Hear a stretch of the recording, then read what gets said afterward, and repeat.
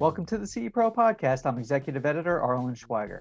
So just how serious is the labor crisis within the custom electronics industry? Very serious. To maintain the same rate of growth we've seen over the past few years, integration companies would need to hire 1,500 new technicians every year. That daunting statistic comes from PrepTech, a new entity aimed at bringing fresh new blood into the industry at the technician level.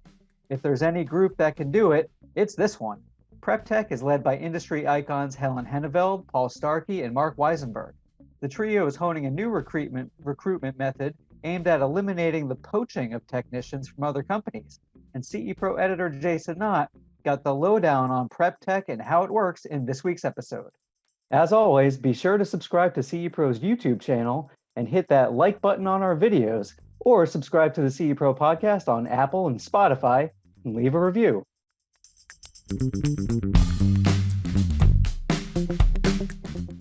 Hi, Jason Knott, editor of CE Pro, and today I am excited to be joined by three icons of the industry who have promised me within the confines of this podcast that we are going to solve the biggest challenge facing the entire industry, which is, of course, finding and hiring qualified labor for the industry. Right?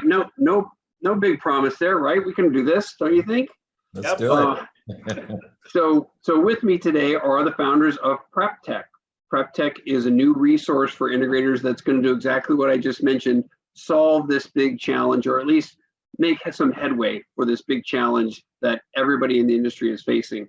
So first and foremost, let me introduce who's with me today. Helen Heneveld is one of the industry's preeminent educators, founder of Bedrock Learning, which everybody knows as a valuable resource for the industry. She is also the recipient of the 2018 Consumer Technology Association Leadership Award. Hi, Helen. Thanks for joining me. Hi, thank you for having all of us. Also with me is Mark Weisenberg. Mark has been a fixture in the AV side of the business for years and years. The list of companies that he has led, Sunfire, Integra, Sonance, on, Luxman, and others. Mark, thanks for joining me today. Thanks, Jason. Appreciate it.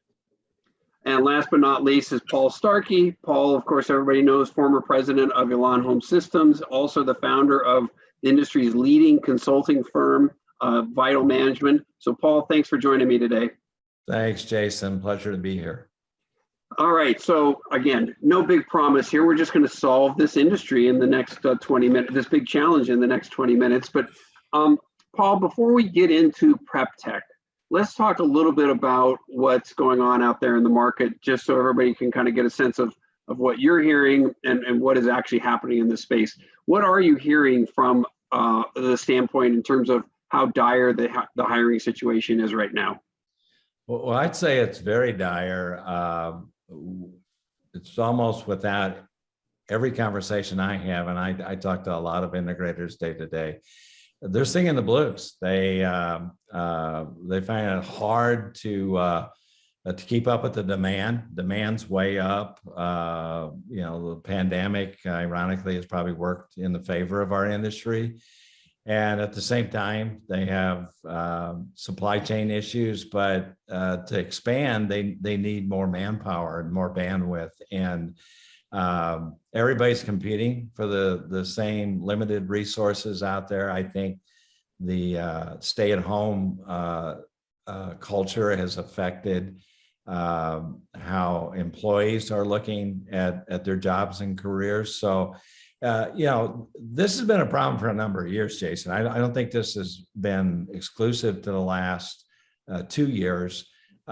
We have always found it difficult to expand the workforce. And one of the things we think is a real opportunity for the integrators and frankly, for a company like PrepTech. Yeah. So specifically, what are you hearing from integrators in terms of the most needed positions? Well, it's not on the selling side. I mean, it is very hard to find seasoned salespeople in this business that can be quick starters. That's probably when the pendulum swings. But on the install side, it's having more bodies. It's being able to accommodate the labor demand. to install systems. And that's where we find the number one need is with technicians. The support group around technicians, that could be logistics, warehouse, inventory management, or it could be the admin side or operational support. Those follow along. But I would say the main demand right now is home technicians, and both the quantity and the quality of those technicians. You mentioned kind of this finite resource in terms of the number of everybody's competing for the same people. Why doesn't it work in general for integrators to just think about pilfering a technician from a competitor? Well, when you have the over demand that we have right now, exchanging employees does not address the bandwidth issue. It does not increase the pie, if you will. And what tends to happen in the pilfering game is there's always some marginal employees who people are hanging on to because they need bodies, and they seem to enter the workforce during this time, and it's hard to decipher the A players from the not so A players. So you have a lot of that, and then you have a pretty strict competition for the real competent people, and that's escalated wages and salaries, and is really increasing the operating cost of a lot of these companies. So a lot of companies are investing in developing better productivity and bandwidth, addressing the bandwidth that way. But ultimately it ends up, if we're going to grow this business by, hypothetically 300 million a year to keep a 10% or better rate going, we need to add about 1,500 to 2,000 net new techs every year. And, that's a different bit of a problem. I think the industry is doing pretty good in addressing training and productivity issues. A lot of the buying groups, CEDIA, others are all investing in that part of the business. But we see really a vacancy when it comes to who's out attracting new talent, high potential talent into our business, because we're still running under the radar as an industry. Custom installation integration is not a household term or a career that most young people coming out of school would identify with. It's amazing when we introduce our industry to these candidates, just how many aha moments there are. Oh, I didn't know this existed. I didn't know this was out there.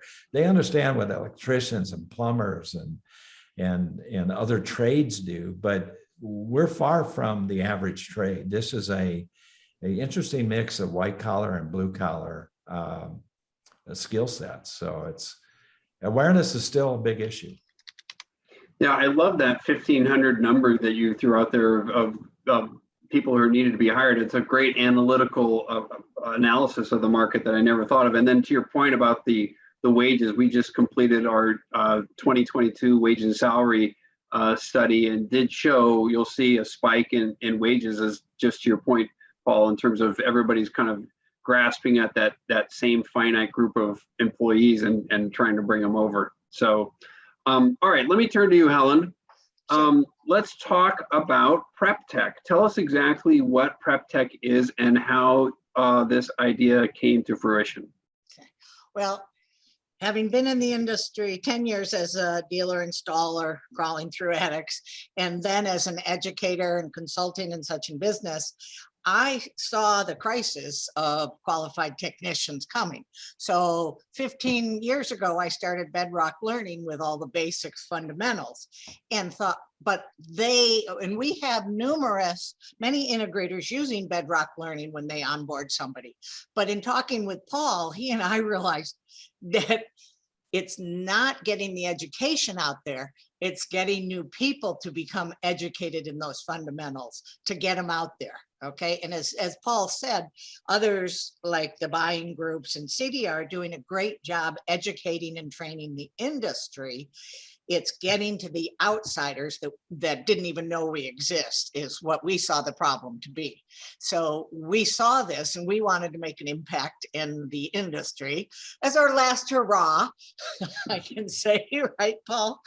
And so when looking at it, we say 1,500 to 2,000 techs a year. The interesting thing is 2,000 techs means $660 million in growth in our industry. Okay, and we know the market's there. And that means 200 million growth for the manufacturers in the industry. So everyone should want to help grow this industry and get that 1,500 to 2,000 more techs. So, and we're all saying we need to do an emphasis to bring those from outside our industry into the industry. So what we did and put together a plan to find, vet, and credential the individuals to help attack this issue and place them. So we'll go into a little bit later, but that's our goal. Find new people, vet them. We actually do testing and interviews and such to see if they're a match, have the aptitude and such. And then we go through the training and credentialing, and then we offer them to our subscription dealers. And they can interview, hire, and bring them on board for their firm. So. Fantastic. All right, Mark, let's dig in a little more into the nitty gritty for what Helen just outlined there. How do you find these applicants? Well, we find them right now. We're using a combination of job boards. We're also reaching out to a federally funded program, which we've networked with. Actually, tomorrow we have another presentation to Job Corps, which educates over 50,000 students a year, age from 16 to 24-year-old. And you know, our wheelhouse is, if you would, demographically 18 to 25, but we also are interviewing up to 30 years old, et cetera, if they show some aptitude. So that's really it at the moment. We're also looking at job fairs, which are face-to-face job fairs. With the pandemic, et cetera, we're putting the plans in place. When we execute that, we're not sure yet. But job fairs are a big deal, especially for veterans in transition. And so those are all the things. You know, social media will continue to grow over time as we put out more material. But most of the time we're getting folks from Indeed and other job posting locations. So it's an interesting dynamic, because these people that have never heard of us before, and they're all out there looking for multiple opportunities. So they're filling out applications and going to the next one and the next one. So we have a vetting process for that, of course. And we also work with the trade schools and community colleges and such. Yes, trade schools, community colleges, four-year colleges, as well as tech schools. It's interesting, though, needs to be pointed out. One of the reasons I think this whole initiative has never really gotten legs is because there isn't anyone, even DuVry, one of the largest trade schools in America, they don't offer a dedicated low voltage curriculum. And I talked to one of the VPs months ago about this, and he said, I asked them, do you have a low voltage curriculum? I couldn't find it on their website. He said, no, we don't. And you know, we only do high voltage, if you will, lineman type curriculums, et cetera. And I said, well, you're going to have, or do you have plans for that? And he said, no. Again, we're looking at this as a bringing net new people into the industry. And by doing that, we raise all boats. And so that validated to me, after Paul and Helen had talked to me about it, of course, that we need to get the message out. And so that's what we started to do with job postings. It was the fastest, most economical way to do it. And when I talk to these folks, they like the story. They go onto our website, which is very complete. And then we ask them to take our test. the evaluation test that Helen alluded to earlier. It's a very, very tough aptitude test evaluation, and it's designed for our industry. So that's all part of the process. And high schools too. We talk to high schools, the graduate counselors, if they have one, where we can help them, the counselors, provide opportunities that they're not even aware of. You know, unless they're audio files, technology people, these counselors, they don't know about our business either. So how does this work? Is it national, or is it metro by metro? How do you know, obviously you're finding a key candidate in Bismarck, North Dakota doesn't help somebody in Houston, Texas. How does that work? Well, Paul, we're you wanna- working. Go ahead, Helen. You want We're launching in Dallas. That's where we've been working for the past 3 months. And we're going to serve that metropolitan area. And that's who we're reaching out to locally. And that's where we're getting all our traction. Occasionally, we'll get one or two from somewhere else, but they'll say, oh, I'm going to be locating there, because we're only reaching out to those schools, those firms, etc. Our plan is to serve that market and continue serving that market, and then grow to 1 or 2 more metropolitan areas, and then up to 12 over the next 2 years. Jason, what I would add is, you know, as Mark went through all these elements of the ecosystem, it struck me that, hey, we have companies that are 8 to 80 employees trying to hire people, right? What resources do they have to really build an ecosystem? I mean, and it's just like everything else we do in our industry, all 3,000 of them would have to build their own ecosystem. So we really saw the opportunity to build these connections and connectors locally. And that's, I think, the real ongoing, sustaining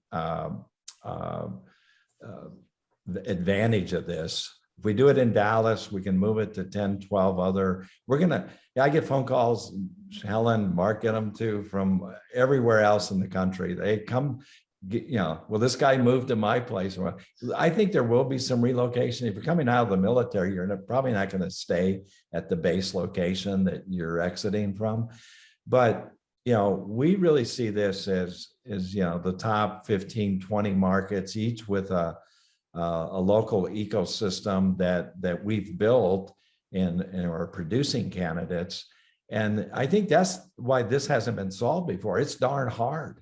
I mean, this is not, you know, go and post on the job board and, you know, all the candidates come running to you. This is a lot of legwork and a lot of relationship building. And that's why I think this can be such a high impact service to the industry, because we need this in every one of the markets that we're in. We need this kind of ecosystem. And you know, it's funny you mentioned the regional nature. You know, I think one of the byproducts from the pandemic is that people are more migratory. People are moving. You know, people are resigning their jobs, and you hear about this all the time. And so, you know, Mark, let me follow up with you on this. You know, how do we make this market, the custom installation space, attractive to that Gen Zer? I was talking to a Gen Xer the other day on the phone, and she was remarking how jealous she was of Gen Zers because they had their priorities more straight in terms of their work-life balance. Mm-hmm. So how do you address that situation? Well, you have to understand the process we use is they fill out an application on our website or on a job posting, and then I contact them to interview them. And we talk about the industry. I introduce it to them because they don't know. And like I said earlier, they're, you know, searching for anything that might give them a job right away. But Gen Zers, you know, there's been a lot of press coverage about this demographic because they have kind of turned things around. In other words, you know, when I talk to these folks and they're a Gen Zer, I ask them what's important to them in work. And they say it's a work-life balance, meaning paid time off is a big deal to them. Also, feeling that they're being heard, that their contribution to the company is considered and used, so that they want to be a part of a team.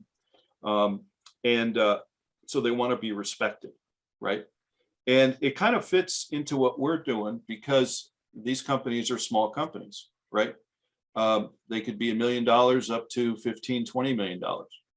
And so in a smaller company, you can be a bigger fish in a smaller pond, and all the employees should be treated as important as they are, whether they're on the job working as a team or in the office preparing for the next job, right? And talking about all the challenges that might occur, et cetera.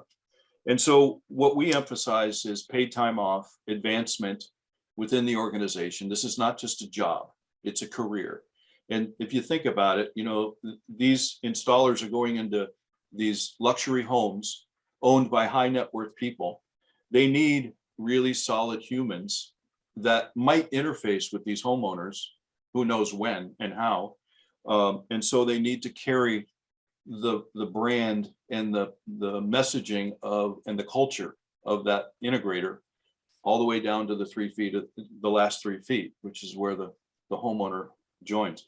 So again, we try to emphasize what we believe and what's been documented, at least reported, what's important to them, and which makes a lot of sense. And then I ask them questions such as, are benefits important to you? If so, what kind of benefits? That's when we get into the paid time off thing, 401k plans, right?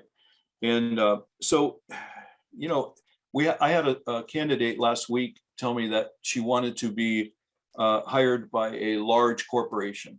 And when I asked her that, what that meant, she was talking about, $100 million, $200 million companies. Well, where are those companies in our industry? I mean, they would need to go to a Sony or a whatever else. So in this case, I make a big deal about, in a smaller company, you can be heard, you're listened to, there's team play, you get paid time off, et cetera. The human side of work is what they're really interested in, besides the pay and the benefits. I wonder if the wellness trend can work to the advantage of our industry, because younger people are so socially conscious these days. And if an integrator is really emphasizing that he's not just out there, he or she is not just out there doing giant home theater systems with for ultra elite people to have more convenience, but they're also doing things that are benefiting people's wellness. We talk about human-centric lighting, we talk about indoor air quality. These are some things that integrators are becoming more and more involved in. That might help them with younger people, make their companies even more attractive. So what do you think, Mark? That's a great point. Absolutely. Wellness is, I think, right up their alley.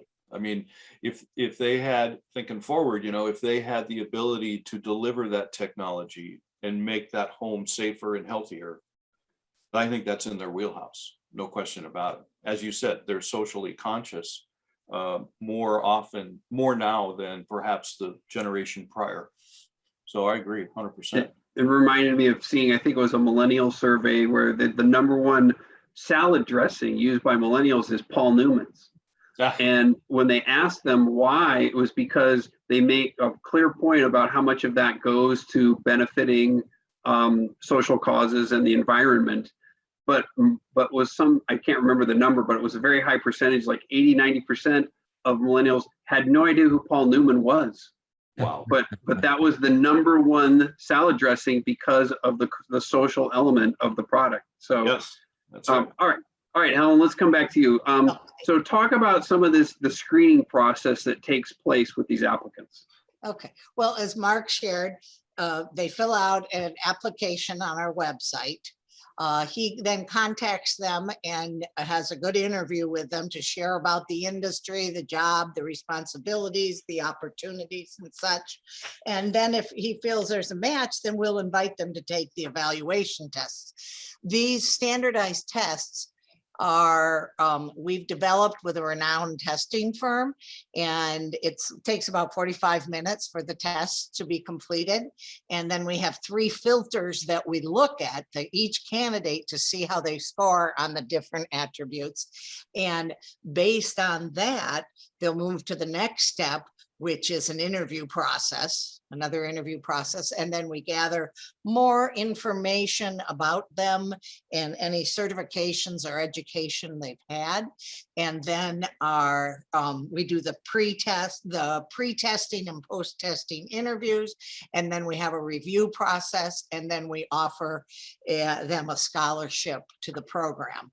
And I'm going to say only about 20% of our applicants get through everything. Okay, so we are screening because we want the percentage of success once they get out in the field should be extremely high, because we vetted them through all of these areas. Okay, and then what I wanted to talk about is, so once they've been offered a scholarship, then they go through our training program. And that's 50+ hours where we teach them the fundamentals of what the industry is. We go through the technology fundamentals that they need to know. They have to get an 80% or better to move on. We also do webinars with them. And all of our materials are broad-based and manufactured agnostic. So when they're hired, they can advance more with manufacturer specific training and other higher level industry training. So we also work on soft skills, which I think this generation, I enjoy that part, working with these kids. And that includes customer relationships, communication, and then personal improvement. What do they want to work on? Where do they want to be? It's very interesting. And when we talk to these individuals of where they're at in life, what they want to get out of life, where they want to be. So it's a rigorous process that we're putting them through, and we believe they're ready to get out in the field. You didn't ask about this, but the next step is, so it takes, the training's about 50 hours or so. We work with them on their resume, etc. And it may take 4 to 6 weeks for them to finish the training and get through everything. So that training, they're doing that 50 hours at their own pace online. Yes, on pace, online, except for maybe one or a couple scheduled webinars where we're going to interact with them and such. So they work at their own pace. So if they're working, which we have candidates who are working at other jobs right now, but they want to do a career change or growth, and then they can do it after hours on the weekends or whenever they're not working.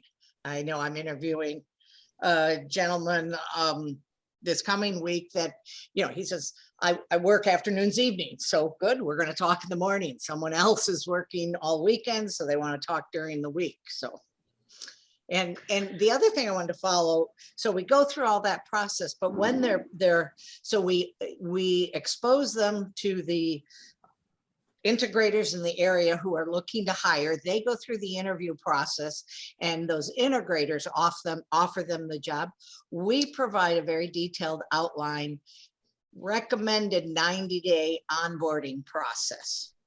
And that's critical because we want them to succeed. We've exposed them to the industry. We've exposed them to the fundamentals of the technology and somewhat of what they can expect. But every company, as Mark mentioned, this culture and such is different. We want to make sure they grow once they arrive. Perfect. It sounds like they're ready to go. Let's kind of pick up on that point, Paul, what Helen was just describing there in terms of matching the candidate, the graduate, with the integrator. How does that work? How does the integrator get engaged with you and become a subscriber, so to speak, of Sure. PrepTech to be able to get access to these candidates?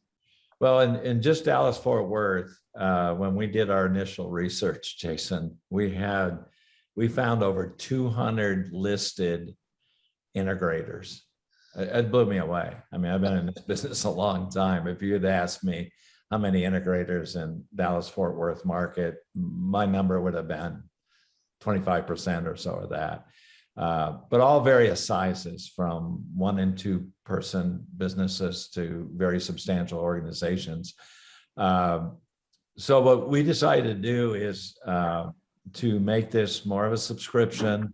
The subscription for the employers is $1,000 fee for the year, and they have access to all the graduates. Our cadence is that we think there's a monthly graduating class coming out of this. That's ultimately what we want to achieve. So every month there would be new candidates coming. If you're on the subscription, you have access to their credentials, including a video snippet of them, all their test scores, background. And then, our hiring platform allows them to catalog their appointments and the interviews as they're made. So we have some oversight of that, but it's really on the employers to make those interviews and to go through their local process. And then, the graduates would probably have more than one offer in some cases, and in other cases, maybe one. And they would start, the hiring process, and as Helen mentioned, we're trying to work with the integrators because many don't have a formal onboarding process. So we give them a pretty extensive checklist. They don't have to conform to 100%, but whatever they say they're going to do, then we want to check in month to month to make sure, okay, you selected 20 of the elements on the checklist. Things are progressing well. We're getting feedback from the hire and we're getting feedback from the employer. So the placement cost once they hire someone is $2,000. That's anywhere from 25% or a third of the cost of hiring a recruiting company. That's usually going to take anywhere from 15 to 25% of the first year's salary. We really thought that we need to make this very attractive and efficient for the employers. And if you don't hire somebody in a given year, you've spent $1,000. You could discontinue your subscription, come back when you are hiring. That's an elective. But if you're going to hire somebody, it's a $2,000 cost per hire, and we're finding it's very reasonable. We have a real over demand right now of dealers wanting. It's like having a lemonade stand. We have a long line of customers. We're just having to produce the lemons at this point and make the lemonade, and we're in that process. So what we did in Dallas is we asked 5 dealers to step ahead of the line and sign what we call indications of interest. Basically says that, hey, when you have candidates, we will start a subscription and we will in earnest attempt to hire people. So we've instead of having 50 signed up with 2 candidates, 12 candidates, or 20 candidates, we're starting slow with 5. We'll get our first class out here at the end of March or April. And then, every month after that, we expect to have 5 to 10 candidates working through the system. And our goal is internally to, once we've hired 20 to 25 in the starter market, then we feel like we've proven enough to replicate it in a second and third and fourth market and move ahead. So most of our critical path right now has been developing the 3 platforms: the testing platform, the aptitude testing, the credentialing or the training platform, and then the hiring platform. So it's, there's a foundation here that we're building that will allow it to scale to other locations. And frankly, the 3 of us are so excited to get these graduates through because the conversations have just been so fantastic with these people. The excitement, we have people that we have pictures standing with their scholarships, so proud to be, connected to the program. And it's just great to see the enthusiasm that we're seeing from people who had, mostly before our conversation, had no idea what custom integration or home technology was all about. So, I like the subscription part. And go ahead, Mark. I was just going to add, Paul talked about the cost to our integrators, and we've asked our integrators, how much do you spend all in on finding candidates to bring on board? And if they fail, most of the time their onboarding is 90 days, right? Which we call probationary period, if you will. And I asked them, what's it cost you if you find these people, going through all that, posting a job, blah, blah, blah, interviewing, the whole 9 yards, and then put them out in the field with a lead tech or someone, and they fail. They just ghost you. They disappear after 60 days. What does that cost you? And I got numbers anywhere from a few $1,000s to over $16,000, depending upon their onboarding process, right? So when we put together the cost schedule and we looked at that compared to what these guys are spending, not to mention, there's a cost when you hire somebody and put them on the job. You've got to have somebody monitoring them, right, and leading them. Well, that means that the job will take longer, which means that instead of a 6-hour project, it now becomes a 10 or 12-hour project. So that adds to the cost. So when we, put this together, we're doing the heavy lifting for these guys, men and women. And that news, when it gets out there, these 5 dealers that Paul talked about, they're like, wait a minute, you guys do this, this, this, and this. And what do? You interview them. Yeah. Yeah. And so the quality of these candidates is our currency. That's the value add that we put out there in the market. Is we don't screw around. As Helen was saying, all the different steps we put in there and the filters that we have allow us to be confident in the quality of candidates that we'll be presenting to our integrators. And that's not been done before. I don't know of any company that's done what we're doing, which is kind of odd to think of that, but that's the reason why we're here, is nobody else has done it. Yeah, it's definitely ingenious. One of the things I was going to say is I like the subscription element, because I've talked with integrators who, and this goes back pre-pandemic, who've told me they never stop hiring. They stopped doing the mantra of, oh, when I have a job opening or when I've looked at my numbers and I feel like I need to hire a body, then I'm going to put a job out there. No, they are always hiring. And if they get candidates who come in who might be better than some of the weak players on their team right now, then they'll just migrate or move those people into their company, even not creating a new position. So I like the idea that, and it's kind of I think a mindset that a lot of integrators have to have, that you always have to be hiring. You can't just be waiting and sitting around and then determining at some given point when you're going to hire somebody down the road because you looked at a backlog or you have a certain job coming up that's going to be a big one. So let me back up. Paul, one thing you were talking about was, the range of company from $1 million to $15 million company. Some of these guys have career paths set in place for their team. Some of them don't. What are some of the key things you think that integrators need to do to make their companies more attractive for employees? We mentioned benefits and things like that, but what is it beyond just that?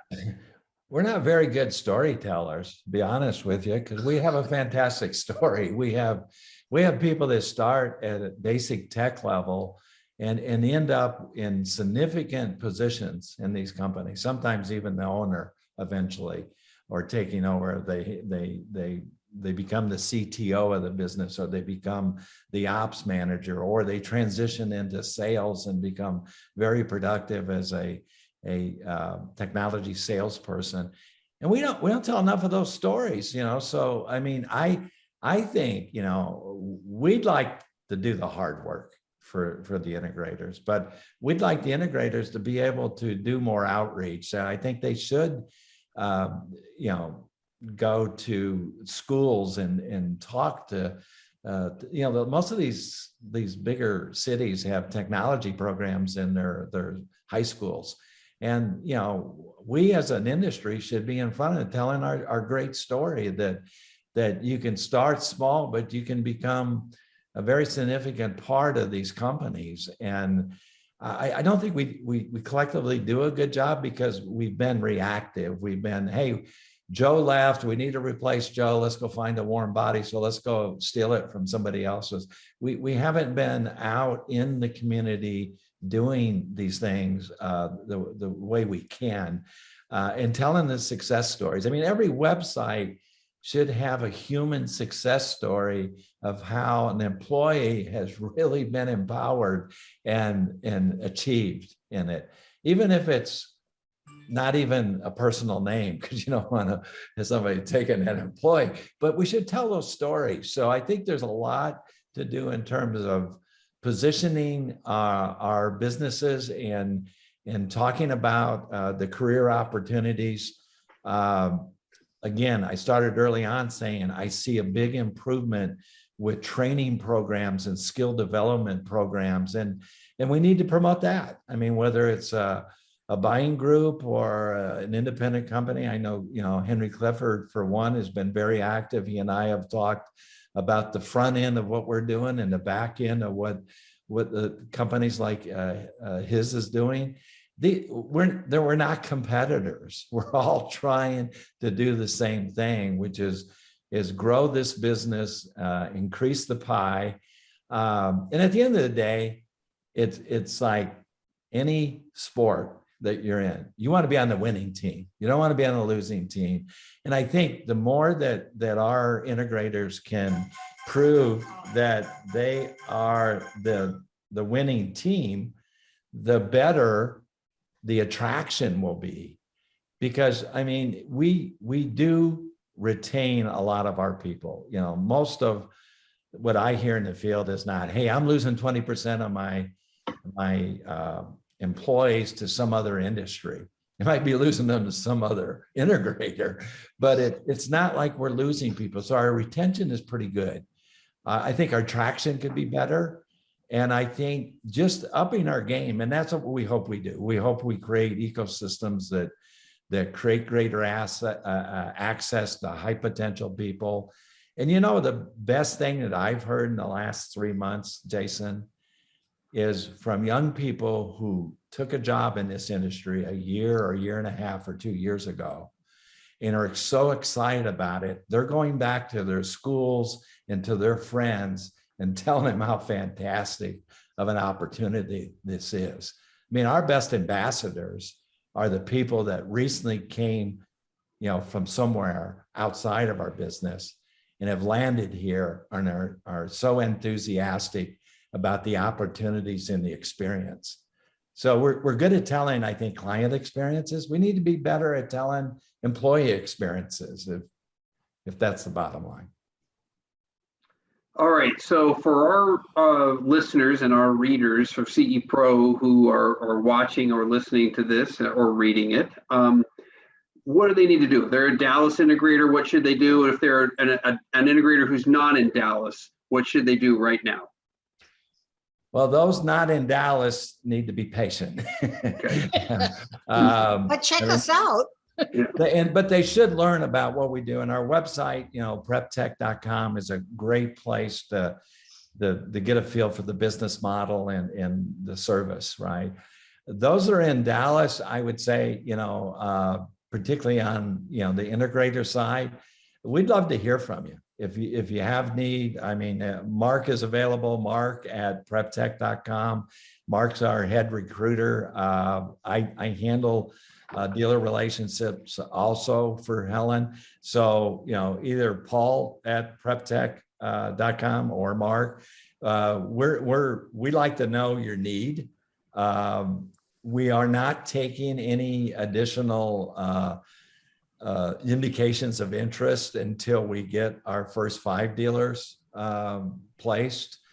some talent placed with them. But I mean, we're thinking probably, April, May timeframe, we can open up the floodgates a little more. And we're going to take the people most interested in working with us. So reach out to us, let us know you have a need. And, we hope this thing scales to, our dream is to be the supplier of 1,500 or more candidates every year. And more importantly than the numbers, high quality people who stay in our industry and who become productive. And productive in our business means generating $75,000 to $100,000 of labor revenue a year. That's kind of the earmark. So we think this is such a win-win-win for everybody involved. And, if you're moved at all about what we're doing, please call us, email us, look us up on the website. We learn every day from dealers. So anything you guys can pass along or share with us. The one thing I would know, we are not going after people working in this business. If people are working in this business, they're not part of our model. We don't want to poach your client, employees, or anybody else's. We're trying to add to the system here. So I want to make it very clear, we're not a generic recruiting company. We're specifically aimed at new technicians. And you say that, Paul, and yes, when it was like 3 months ago, I had to write the first email to say, sorry, but we don't help you. You're already working for an integrator, so we're not the place for you. But if you have any friends who aren't in the industry, that's who we're looking for. Those who see the unique opportunity and are excited about the technology. So. Yeah, and we were talking about it before we started the podcast about there's something like the construction industry and as a whole needs over 2 million jobs to fulfill the need over the next couple of years. And so I don't know, do we solve the entire crisis here in this 20-minute podcast? Did we come close at least? I don't know. I hope so. We're getting closer. I would hope and just in our industry, that's what we're focused on, not construction, everybody. I would hope 9 months or 12 months from now, Jason, we could have an update to this podcast and have just a fantastic praise report to give on the successes of it, because this needs to happen, whether we do it or others do it. This needs to be a major focus. And we think it's hard, but we think it's fixable. So stay tuned. All right. With that, let's end it. I want to again thank Helen Heneveld, Mark Weisenberg, and Paul Starkey for joining CE Pro on our podcast today. Thank you. Thank you, Jason. Thank you very much. Appreciate it.